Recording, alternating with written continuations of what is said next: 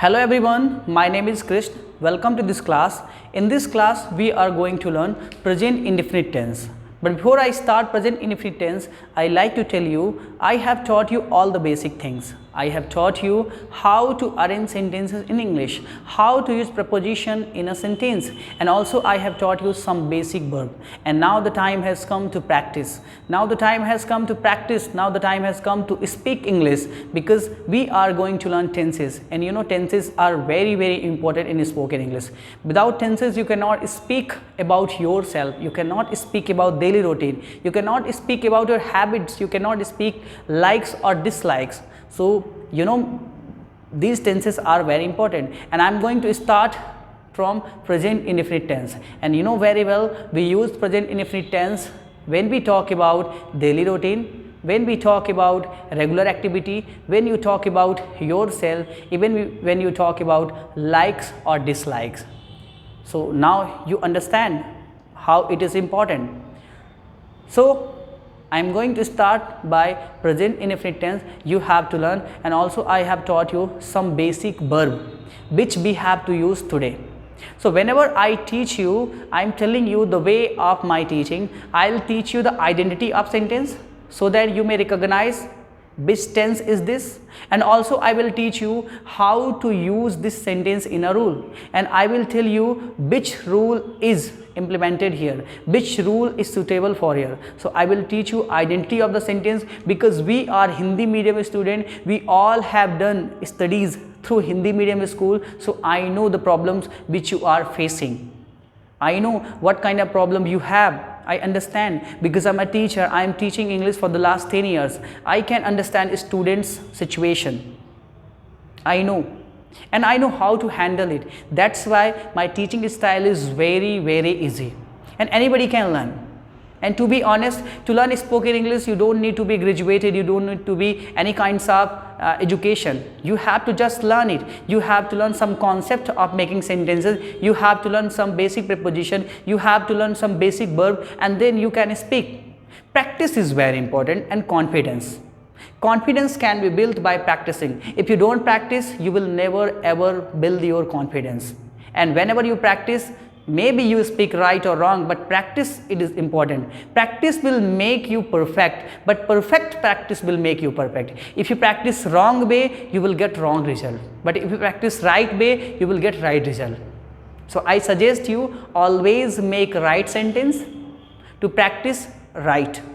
But if you, whenever you speak, you don't have to see either right and wrong. You have to just look at your message. What you message you try to give to others, you have to just look at that message. You don't have to look at your sentence. I've seen a lot of students, they try to speak, but they always try to speak correct sentence. This is not possible in the beginning. We are a beginner, and in the beginning time, we will commit mistakes.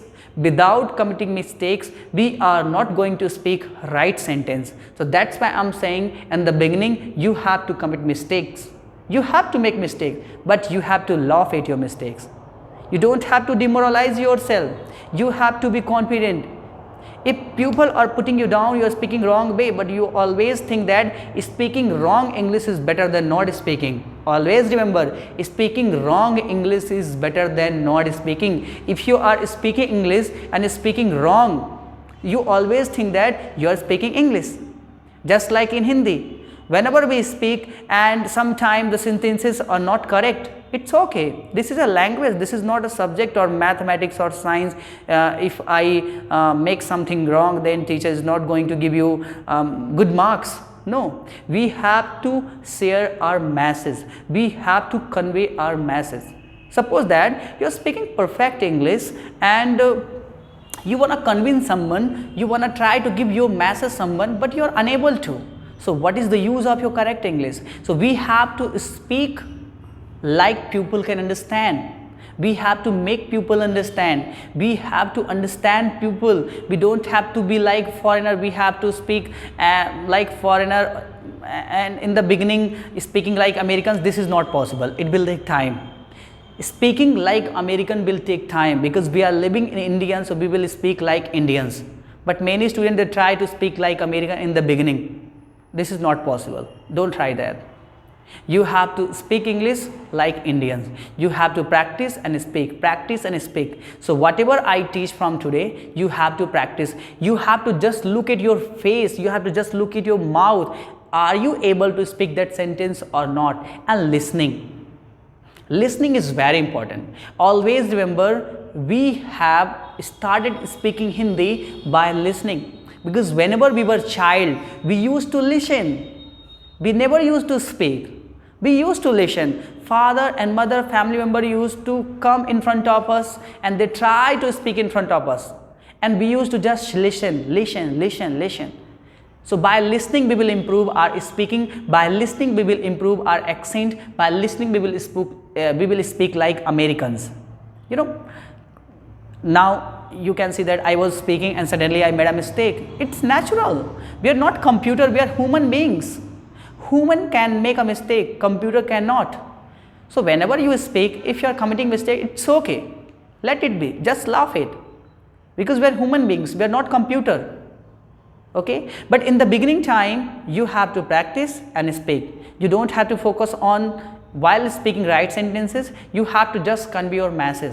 So from today, whatever I teach, you have to practice. You have to promise yourself. You have to make a commitment to yourself, because you are watching me. I'm not watching you. You are listening to me. I'm not watching you that you're listening to me or not. But you have to be positive, because this video is going to change your life. From today, your English is going to be changed. You have to be energetic, you have to be passionate, you know, you should have some kinds of determination, dedication. You should have positive attitude. Without this passion, you are not going to learn it. Passion is very important to do anything. You should have some kind of passion. You should have some learning attitude. I am just talking about learning attitude.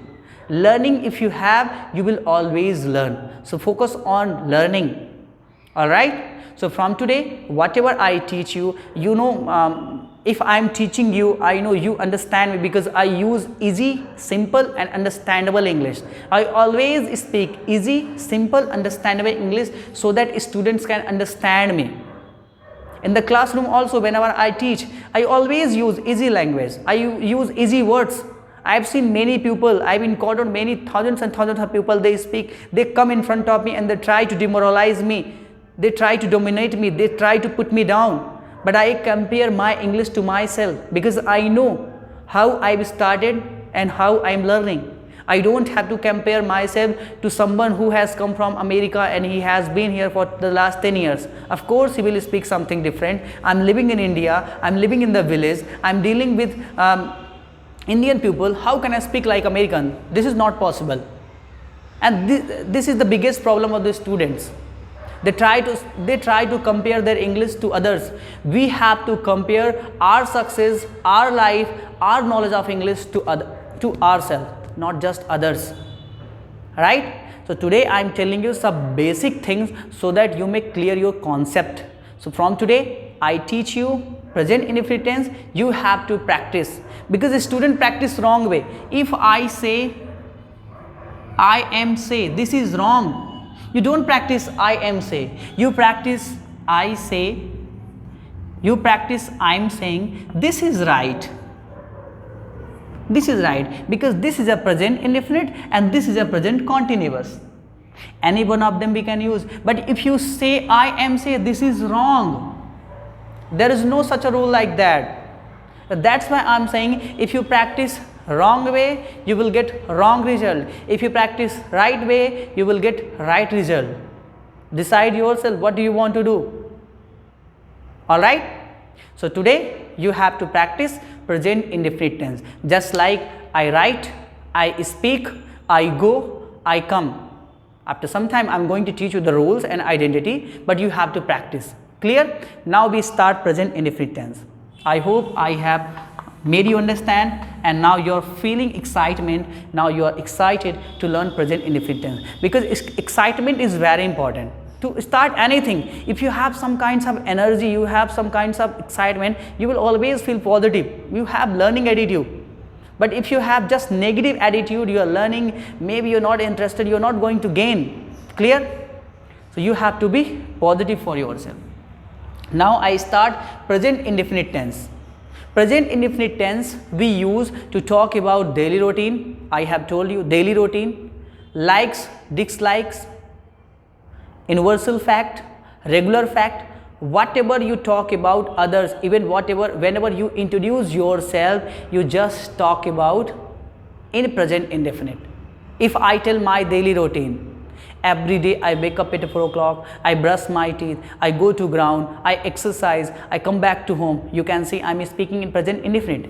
If I talk about my father's routine, my father wakes up at 4 o'clock, wakes up, present indefinite. My father goes for a walk, present indefinite. My father comes back to home, present indefinite. Clear? So we have to practice right sentence. Now I start present indefinite.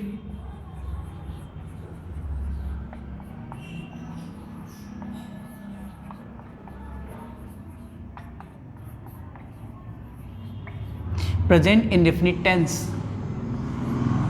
The identity of present indefinite tense. Identity means पहचान. I'll also speak in Hindi, don't worry. I was making you understand. I was training your ear. I was speaking in front of you so that you may feel positive, ताकि आप थोड़ा सा positive हो सके. Clear? So I will speak English, don't worry. Identity of present indefinite tense ता है, ती है, ते हैं, and sometimes we use है, हो, हूँ. In Hindi if I speak, जब किसी सेंटेंस के अंत में आपको ता है, ती है, ते है या फिर है, हो, हूँ देखने को मिले तो सेंटेंस किसका होगा? प्रेजेंट इंडेफिनिट टेंस का होगा. जब आपको ता है, ती है, ते है या फिर है, हो, हूँ देखने को मिलेगा तब आपको कौन सा रूल फॉलो करना है वो आप बोर्ड की तरफ देखिए. सबसे पहले आपको लेना है सब्जेक्ट. सब्जेक्ट क्या होता है? किसी भी सेंटेंस का पहला अक्षर, नाउन हो या प्रोनाउन हो, सिंगुलर हो या प्लूरल हो, वो क्या होगा? हमारा सब्जेक्ट होगा. देन आपको लेनी है वर्ब की फर्स्ट फॉर्म, और यदि हमारा सब्जेक्ट सिंगुलर है तो हम वर्ब में एस, ई एस या फिर आई एस को ऐड करते हैं. देन ऑब्जेक्ट लेते हैं and after that other words लेते हैं. क्लियर? तो first we have to use subject, then main verb, first form S, E S, I E S, object, other word. अभी मैं आपको बताऊंगा कब यस लगेगा, कब ई एस लगेगा, आई एस लगेगा और कब नहीं लगेगा. आपको परेशान होने की जरूरत नहीं है. Sit back and relax. Full screen में मोबाइल को कर दीजिए और आप कॉन्सेप्ट को समझते जाइए. जब मैं आपको बोलूँगा कि अब लिखना है तब आपको लिखना है, अभी केवल आपको समझना है. समझिएगा कि जब किसी सेंटेंस के अंत में ता है, ती है, ते है या फिर है, हो, हूँ आए तो सेंटेंस किसका है? प्रेजेंट इंडेफिनिट टेंस का है. जब आपको ये देखने को मिलेगा तो रूल इसे फॉलो करना है. Subject, verb first form, S, E S, I E S, verb में ऐड करना है, ऑब्जेक्ट अदर वर्ड लेना है. अब बात आती है कब S, E S, I E S को ऐड करना है. तो ध्यान दीजिएगा, when we have singular subject, जब हमारे पास सिंगुलर सब्जेक्ट होते हैं प्रेजेंट इंडेफिनिट टेंस में, तब वर्ब में S, E S, I S को ऐड करते हैं. अब आप बोलोगे सर हम कैसे पहचानेंगे कि सिंगुलर है कि प्लूरल है? तो मैं अभी आपको लिखा रहा हूं. सिंगुलर सब्जेक्ट क्या होते हैं? ही, सी, इट, एनी नेम, किसी व्यक्ति का नाम हो, ये किस में काउंट होते हैं? सिंगुलर में. यानी जब किसी सेंटेंस के अंत में ता है, ती है, ते है देखने को मिले तो आपको देखना है सब्जेक्ट क्या है. अगर सब्जेक्ट ही है, सी है, इट है या एनी नेम है, जैसे वह इस लड़का है, वह इस लड़की है, यदि यह इट आ जाए, किसी का नाम आ जाए, राम, श्याम, मोहन, कुछ भी, तो वो किस में काउंट होगा? सिंगुलर में. तब आपको वर्ब में S, E S, I E S को ऐड करना है. समझ में आया? मैं एक बार फिर से बताता हूं. यदि सेंटेंस के लास्ट में ता है, ती है देखने को मिलेगा तो सेंटेंस किसका है? प्रेजेंट इंडेफिनिट टेंस का है.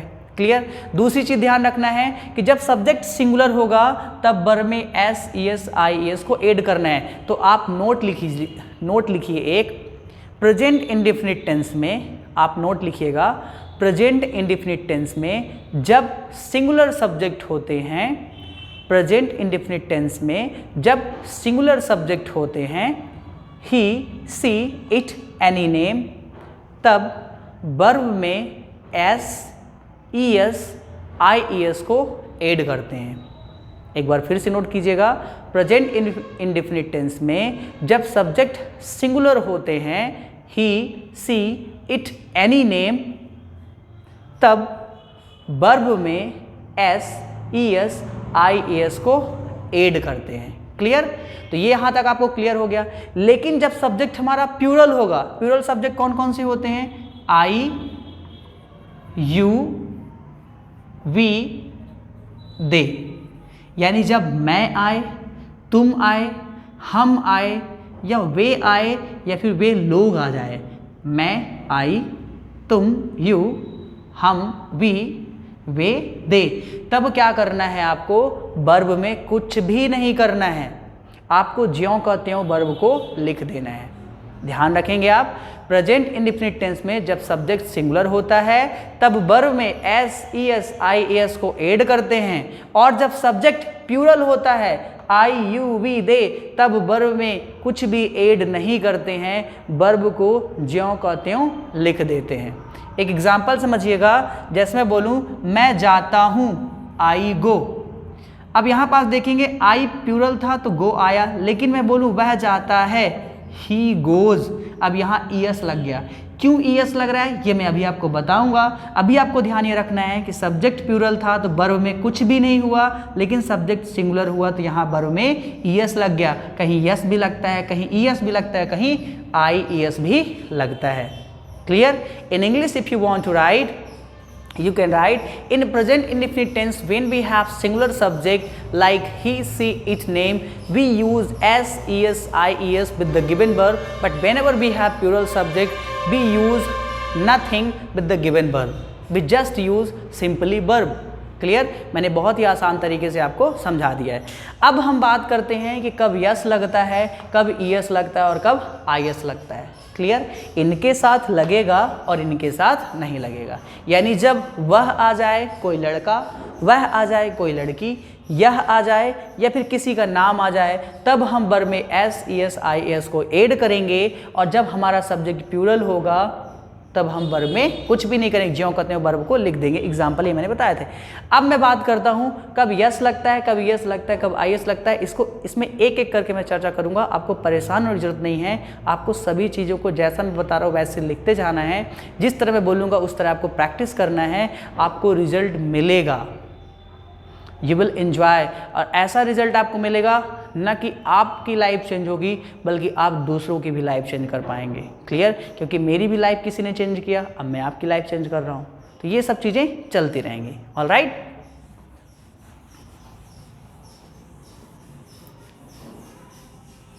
चलिए अब आप लिखें, नोट करिएगा आप। सबसे पहले आप इतना नोट कर लीजिए, फिर इसके नीचे जो मैं बोलूँगा वो आपको लिखते जाना है। क्लियर? इसको आप नोट करिए, मैं 2 मिनट का आपको टाइम दे रहा हूँ।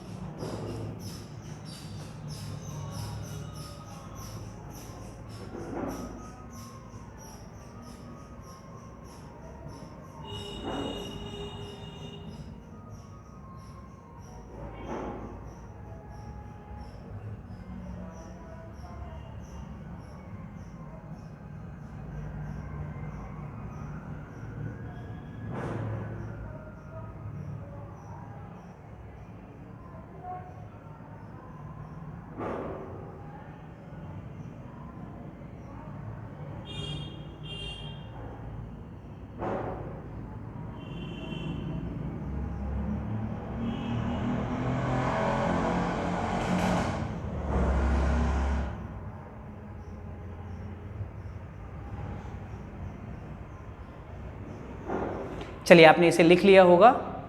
अब इसके नीचे लिखेंगे, जब सब्जेक्ट सिंगुलर हो तब वर्ब में S, E S, I A S को ऐड करते हैं, लेकिन जब वर्ब के अंत में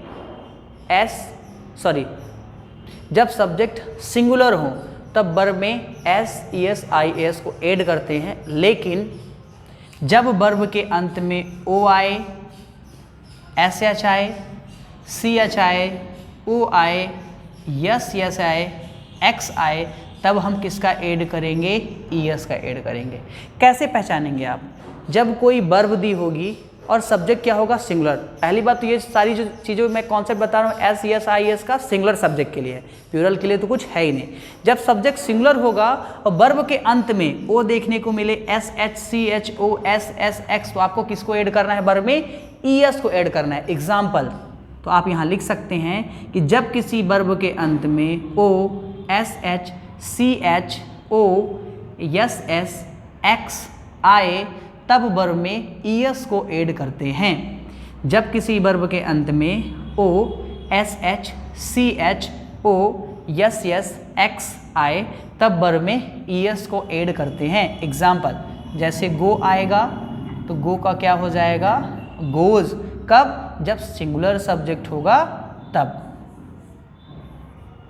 इसी तरह वॉश, वॉश मीन्स धुलना, तो वॉश में SH आ गया तो क्या लगाएंगे? ES, तो wash will become washes. Then teach, teach means पढ़ाना, CH, देन टीचेस।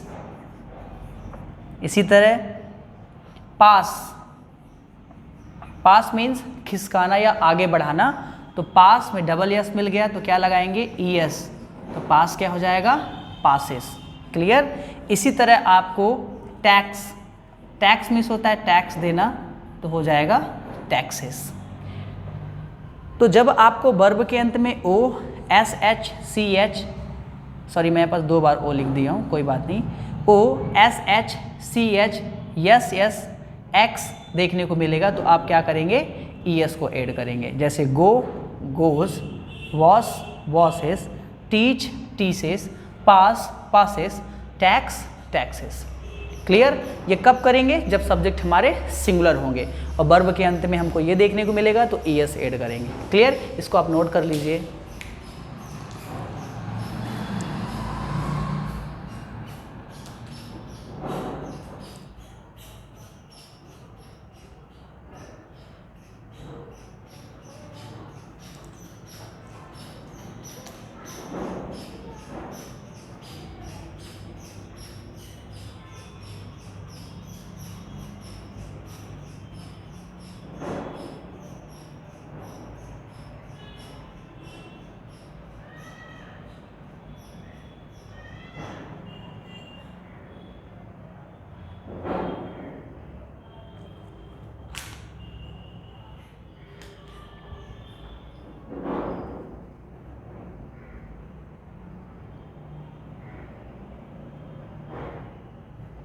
चलिए आपने इसे नोट कर लिया होगा। I hope you all have written noted.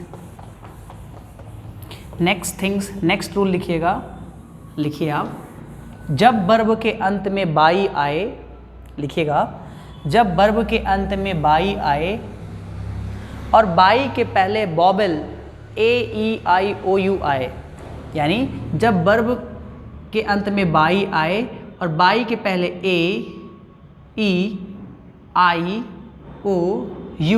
Plus by, यानी वर्ब के अंत में बाई आएगा और बाई के पहले वॉवेल इनमें से कोई भी आ जाए तो हम क्या करेंगे? वर्ब में यस को ऐड करेंगे। तो लिखें, जब वर्ब के अंत में बाई आए और बाई के पहले वॉवेल AEIOU आए तब वर्ब में यस को ऐड करते हैं, तब वर्ब में यस को ऐड करते हैं। क्लियर? जैसे देखिए, बाय, BU बाय, बाई आ गया और बाई के पहले क्या दिया है? यू, तो बाय विल बिकम बायज।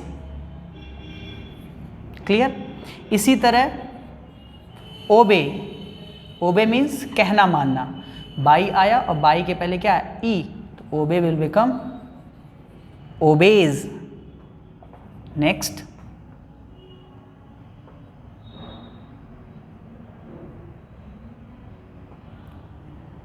पे, पे मीन्स अदा करना, तो पे देखिए बाई आया, बाई के पहले ए आया तो पे का क्या हो जाएगा? पेज।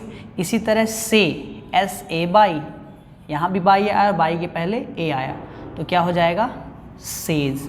तो बस आपको ध्यान रखना है कि जब वर्ब के अंत में when the end of the verb by comes and before by a vowel a, e, I, o, u, any one of them comes, we use s to make the verb singular. Singular बनाने के लिए हम verb में s add करते हैं जब verb के अंत में बाई आता है और बाई के पहले ए, ई, आई, ओ, यू आता है. इसे आप नोट कर लीजिए. देन हम नेक्स्ट रूल की बात करते हैं.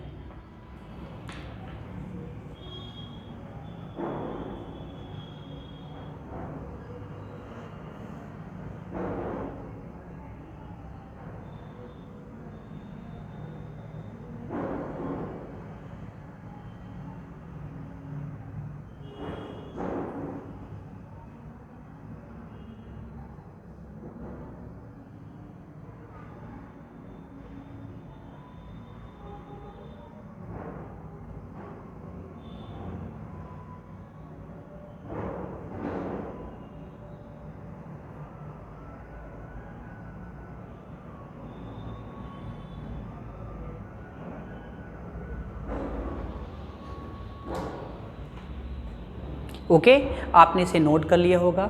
नेक्स्ट रूल लिखिएगा.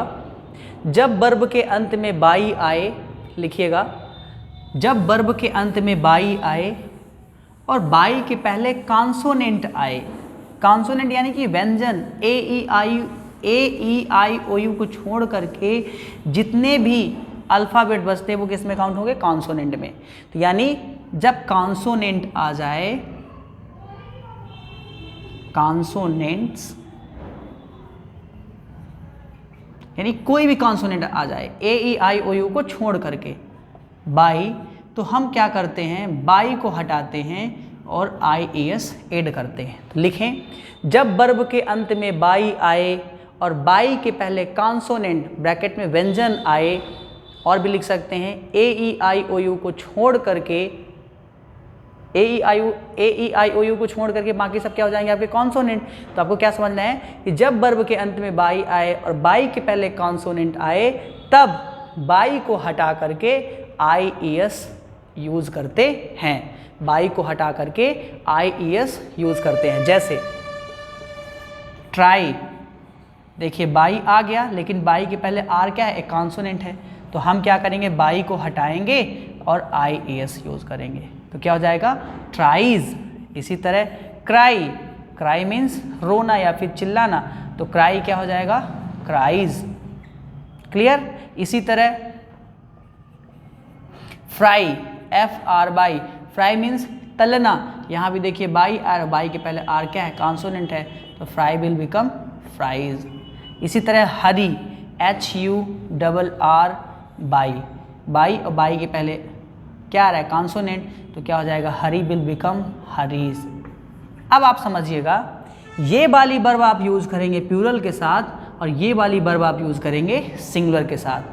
ठीक, ये वाली वर्ब यूज़ करेंगे प्लूरल के साथ और ये वाली वर्ब यूज़ करेंगे सिंगुलर के साथ. तो बस आपको ध्यान रखना है कि जब वर्ब के अंत में ओ, एस, एच, सी, एच, एक्स, यस, यस आएगा तो ई, एस को ऐड करना है.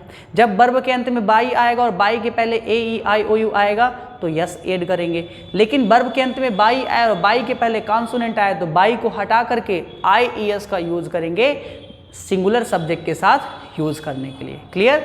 इसे भी आप नोट कर लीजिए. और फिर हम क्या करते हैं? लास्ट रूल को देखते हैं और इसके बाद फिर सेंटेंस मेकिंग करते हैं, जो कि आपको फिर मेरे साथ प्रैक्टिस करना है. इसे नोट कर लीजिए आप.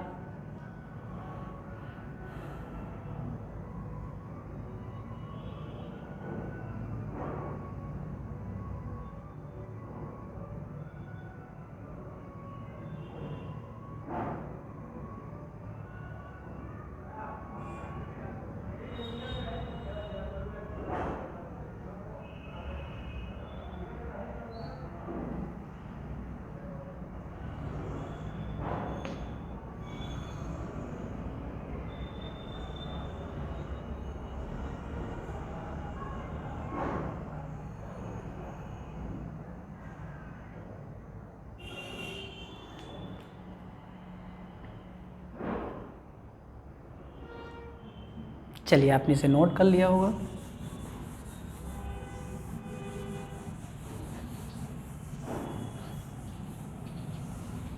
चलिए, इसके बाद इन तीनों रूल को छोड़ करके यदि कोई और वर्ब आ जाए और सिंगुलर सब्जेक्ट दिया हो तो आपको सिंपली यस का यूज़ करना है। तो लिखें, इन तीनों नियमों को छोड़ करके जब कोई दूसरी वर्ब आ जाए, तो केवल यस का यूज़ करके वर्ब को सिंगुलर बनाते हैं। सिंगुलर क्यों बनाते हैं? क्योंकि सिंगुलर सब्जेक्ट के साथ यूज़ करना है। क्लियर? जैसे कम, 1 second,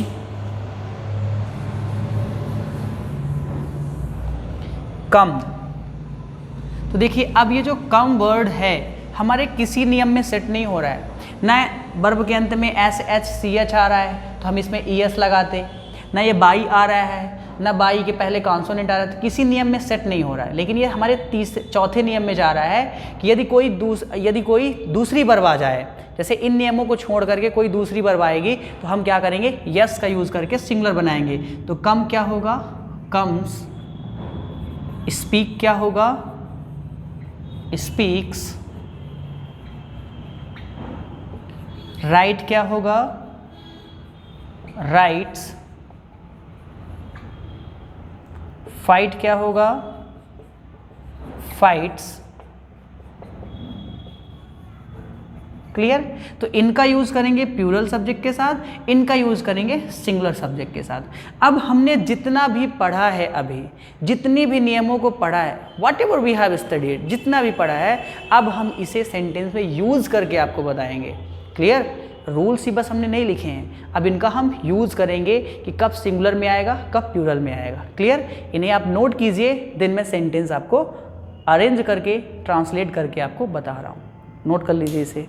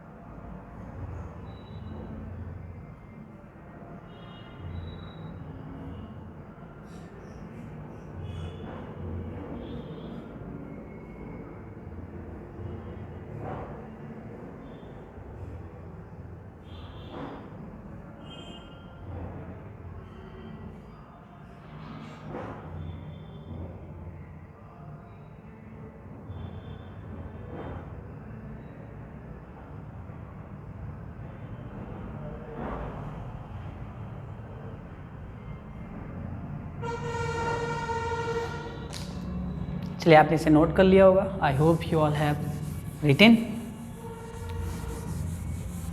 so now the time has come to practice. Okay, let's make sentence. मैं बाजार जाता हूँ। मैं बाजार जाता हूँ, तो यहाँ सब्जेक्ट क्या है, आई। पहले सब्जेक्ट लेना है, सब्जेक्ट यहाँ क्या है, मैं को बोलते हैं आई। देन वर्ब क्या है, ता हूँ, तो पहचान हो गई। ता बता रहा है प्रेजेंट इंडेफिनिट टेंस है, तो वर्ब की कौन सी फॉर्म लेना है, फर्स्ट फॉर्म लेना है या फिर एस आई एस लगाना है। लेकिन हमने देखा सब्जेक्ट क्या है हमारा, सिंगुलर है। सब्जेक्ट क्या है हमारा, सिंगुलर है। आप बोलेंगे नहीं सर, सब्जेक्ट हमारा क्या है, प्लूरल है। और जब प्लूरल सब्जेक्ट होता है तो हमें वर्ब में कुछ भी करने की जरूरत नहीं होती, ज्यों कहते हो हम यूज़ कर देते हैं। और बाजार जाना को इंग्लिश में बोलते हैं go to market. Go to market. तो क्या सेंटेंस बनेगा, आई गो टू मार्केट। मैं बाजार जाता हूँ, आई गो टू मार्केट। आप बोलेंगे मैं बाजार जाता हूँ, आई गो टू मार्केट। इसी तरह वह बाजार जाता है,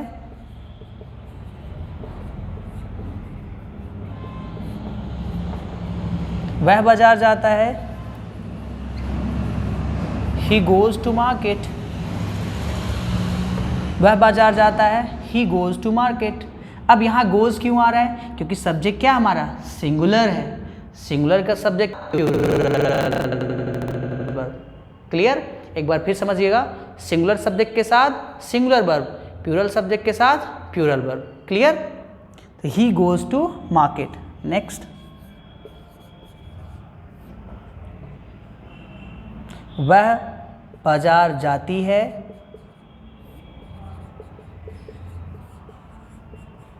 वह बाजार जाती है। अब देखिए यहाँ पास जब मेल होता है तो वह के लिए ही का यूज़ करते हैं, और जब फीमेल होती है तो वह के लिए सी का यूज़ करते हैं। तो यहाँ पास क्या हो जाएगा, she goes to market,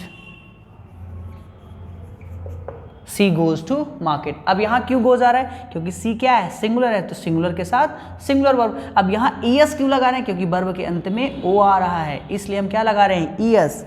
next देखिएगा, मैं यहाँ सभी सब्जेक्ट के साथ एक ही सेंटेंस को लेके चल रहा हूँ ताकि आपको ये पता चल जाए कि कब वर्ब में ईएस लगाना है, यस लगाना है, यानी कब सिंगुलर का यूज़ करना है और कब प्लूरल का यूज़ करना है। अब आपको केवल एक कॉन्सेप्ट रखना है कि जब सब्जेक्ट सिंगुलर होगा तो सिंगुलर वर्ब का यूज़ करेंगे, और सिंगुलर वर्ब को बनाने के लिए ये हमारे सारे नियम हैं। क्लियर, जो मैंने आपको बताया, yes, ES, IAS.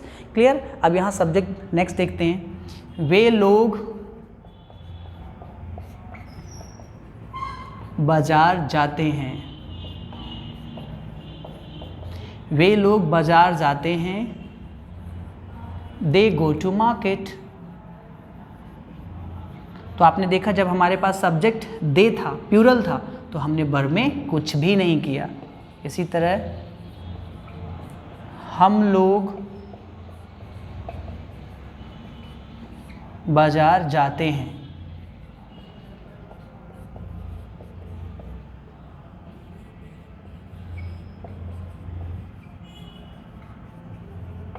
we go to market। Next एक डिफरेंट सब्जेक्ट ले रहे हैं, बारिश होती है, क्योंकि यहाँ इट का यूज़ तो कर नहीं सकते, बारिश होती है। अब आपको यहाँ पास कुछ इम्पॉर्टेंट चीज़ें बता रहा हूँ कि जब भी वर्ब बारिश होना, अंधेरा होना, उजाला होना, देरी होना, आप लिख लीजिएगा, जब भी वर्ब आए क्या, बारिश होना, उजाला होना, अंधेरा होना, देरी होना, तो हम सब्जेक्ट में इट का यूज़ करते हैं, क्योंकि यहाँ कोई भी सब्जेक्ट नहीं होता। बारिश होती है, बारिश तो यहाँ पास बारिश होना तो रैन हो गया और सब्जेक्ट है ही नहीं। तो एक बात बताइए, बिना सब्जेक्ट के क्या सेंटेंस बन सकता है? आप बोलोगे नहीं सर। तो हम क्या करेंगे, इस तरह की वर्ब में इट का यूज़ करते हैं। लिख लीजिएगा, बारिश होना, उजाला होना, अंधेरा होना, देरी होना, इनमें हम किसका यूज़ करेंगे? इट का। तो यहाँ क्या आएगा? इट। और इट किस में काउंट होता है? सिंगुलर में। और बारिश होना रैन, तो रैन में क्या हो जाएगा? रैन्स, एस लगेगा। क्यों लगेगा? क्योंकि सब्जेक्ट सिंगुलर है तो वर्ब भी क्या होगी? सिंगुलर होगी। एक बार मैं फिर से रिवाइज कराता हूँ आपको। मैं बाजार जाता हूँ, आई गो टू मार्केट। वह बाजार जाता है, ही गोज़ टू मार्केट। वह बाजार जाती है, सी गोज़ टू मार्केट। वे लोग बाजार जाते हैं, दे गो टू मार्केट। हम लोग बाजार जाते हैं, वी गो टू मार्केट। बारिश होती है, इट रैन्स। यदि किसी का नाम आ जाए, रमेश बाजार जाता है, रमेश गोज़ टू मार्केट। मेरे पापा बाजार जाते हैं, my father goes to market. मेरे टीचर बाजार जाते हैं, my teacher goes to market. मैं लिखता हूँ, आई राइट। तुम लिखते हो, यू राइट। वह लिखता है, ही राइट्स। वह लिखता है, ही राइट्स। वह लिखती है, सी राइट्स। हम लोग लिखते हैं, वी राइट। वे लिखते हैं, दे राइट। मेरा भाई लिखता है, माई ब्रदर राइट। क्लियर? एक और सेंटेंस लें। मैं अंग्रेजी बोलता हूँ, आई स्पीक इंग्लिश। मैं अंग्रेजी बोलता हूँ, आई स्पीक इंग्लिश। तुम अंग्रेजी बोलते हो, यू स्पीक इंग्लिश। तुम अंग्रेजी बोलते हो, यू स्पीक इंग्लिश। वह अंग्रेजी बोलता है, ही स्पीक्स इंग्लिश। वह अंग्रेजी बोलता है, ही स्पीक्स इंग्लिश। वह अंग्रेजी बोलती है, सी स्पीक्स इंग्लिश। वह अंग्रेजी बोलती है, सी स्पीक्स इंग्लिश। हम लोग अंग्रेजी बोलते हैं, वी स्पीक इंग्लिश। हम लोग अंग्रेजी बोलते हैं, वी स्पीक इंग्लिश। वे अंग्रेजी बोलते हैं, दे स्पीक इंग्लिश। वे अंग्रेजी बोलते हैं, दे स्पीक इंग्लिश। रमेश अंग्रेजी बोलता है, रमेश स्पीक्स इंग्लिश। रमेश अंग्रेजी बोलता है, रमेश स्पीक्स इंग्लिश। तो इस तरह आपको प्रेजेंट इंडेफिनिट टेंस में प्रैक्टिस करनी है। अब आपको क्या करना है? अब आपको प्रैक्टिस करनी है। Now it's time to practice. How can you practice? I write, I go, I speak. जब आप प्रैक्टिस करोगे तो आई के साथ राइट आना चाहिए। आई एम राइट नहीं होता।